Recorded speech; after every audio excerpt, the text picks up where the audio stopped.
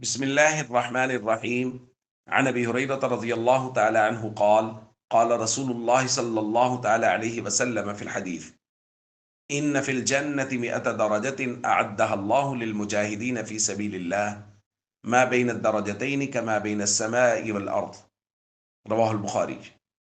نبی کریم صلی اللہ علیہ وسلم نے ارشاد فرمایا، جنت میں 100 درجے ہیں جو اللہ تعالیٰ نے اپنے راستے میں جہاد کرنے والوں کے لیے تیار کیے ہیں۔ ان کے 2 درجوں کے درمیان اتنا فاصلہ ہے جتنا آسمان و زمین کے درمیان کا فاصلہ۔ پھر فرمایا، فَإِذَا سَأَلْتُمُ اللَّهَ فَاسْأَلُوهُ الْفِرْدَوْسَ، تم جب بھی اللہ سے جنت مانگو، جنت الفردوس مانگو۔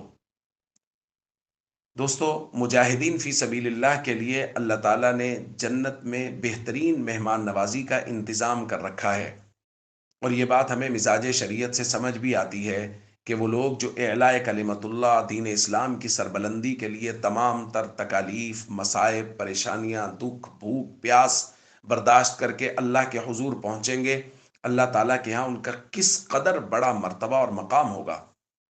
اور آج جو تاریخ رقم کر رہے ہیں غزہ اور فلسطین کے مجاہدین اور مسلمان، وہاں کے نوجوان، بچے، بوڑھے، خواتین، جو استقامت اور عزیمت کی داستان وہ لوگ رقم کر رہے ہیں اور اپنے خون سے رقم کر رہے ہیں، اس کی مثال ملنا مشکل ہے۔ اور یقینی طور پہ ان لوگوں کی جنت بہت بڑی جنت ہے۔ یحییٰ سنوار کی جنت بہت بڑی جنت ہے، جو 72 گھنٹے سے بھوکا پیاسا کفار کے خلاف برسر پیکار رہا، ان کے خلاف مسلسل لڑتا رہا، امت کے لوگوں کو یہ درس حریت دے گئے کہ امت کے لوگوں، غیور قوم وہ ہوتی ہے جو خون کے آخری قطرے تک لڑ جائے۔ یہ قبلہ اول کی حفاظت کے لیے، دین اسلام کی سربلندی کے لیے یہ اپنے خون کی قربانی، اپنی جانوں کی قربانی پیش کر رہے ہیں۔ ان کی جنتیں بہت بڑی ہیں۔ ہم سب کو چاہیے ہم ان کے شانہ بشانہ کھڑے ہو کے کفار کے خلاف قتال کریں، اور اگر ہم سے یہ ممکن نہیں ہے تو پھر کم از کم جو ہم کر سکتے ہیں وہ تو کریں۔ بھائی، ان کے لیے دعا کریں، ان کے دشمنوں کا بائیکاٹ کریں، ان کی چیزوں کا بائیکاٹ کریں، اور بائیکاٹ کو آگے پہنچائیں، لوگوں کو اس بات کی دعوت دیں کہ لوگ بائیکاٹ کریں، تاکہ یہ ایک تحریک پیدا ہو۔